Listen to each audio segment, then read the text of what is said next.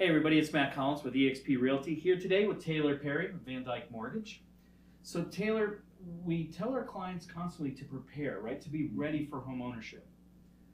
What do we do financially to prepare if we're not looking to buy a house for maybe 4 to 6 months? So the two biggest things that we usually talk about, first of all, is credit. Okay. Make sure your credit's in a good spot. A lot of times you can even use something as simple as like Credit Karma to give you a general idea of what's going on. Credit Karma is not your credit score. Please emphasize that.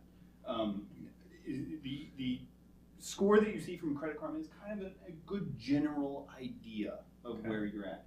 But what's nice is it'll tell you kind of what things are wrong. So if you need to clean some stuff up before we buy that house, you have the time. Start working on it now. Get your credit score up.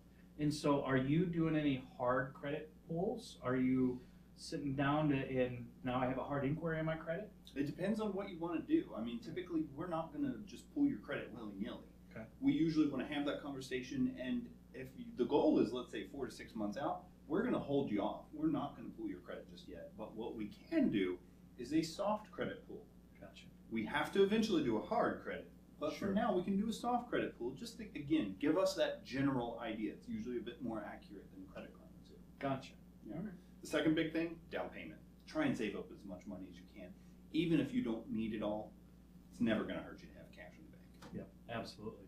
And so at that point where we're a few months out, while we're working on financing and making sure that we're prepared there, it's also a great time to start thinking about what are some of the features we want to see in our new home. So we need to start thinking about things like location, bedrooms, what are kind of our must-haves versus just would like to have.